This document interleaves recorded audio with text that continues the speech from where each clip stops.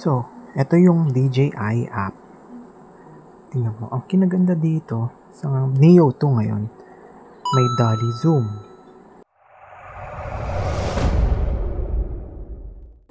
May selfie shots. May master shots.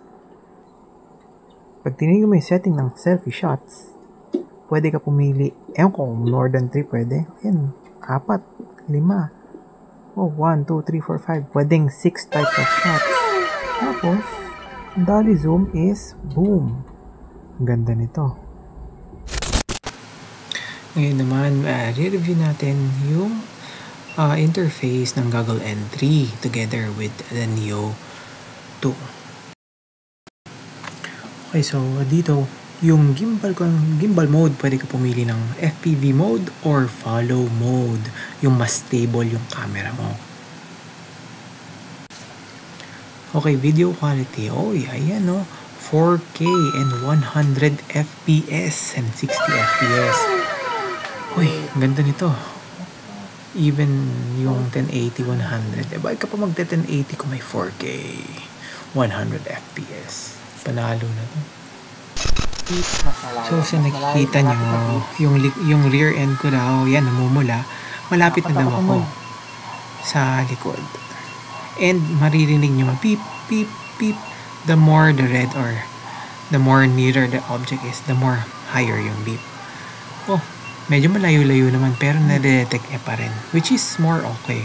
Even the wires. Yung paligid ko lang is wires. O, na-detect na niya na meron mga wires sa paligid.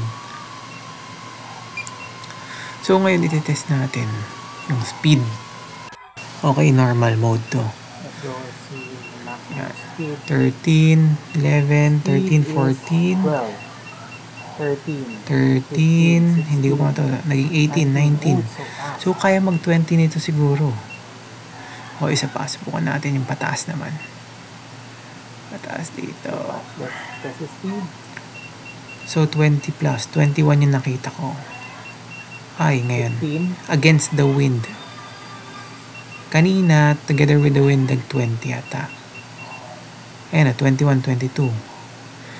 So, umabot highest speed ng mataas, 22 na nakita ko. Normal mode to, hindi to sports mode. Yun o. Doggy spotted. Sige, poop pa siya. Hello. Uy, uy, uy. Hello, hello, hello, hello, dog. Interface. Yan. So, 22. Nakita ko 23. 26, 27, 28, 29 kilometers per hour. 31 ang highest na nakita ko. So, kaya niya mag-normal ng 30.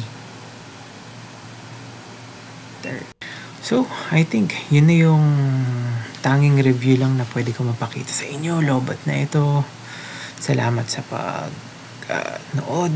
Kung nakaabot kayo dito kagano kalayo, 6 minutes. Salamat. And next time ulit.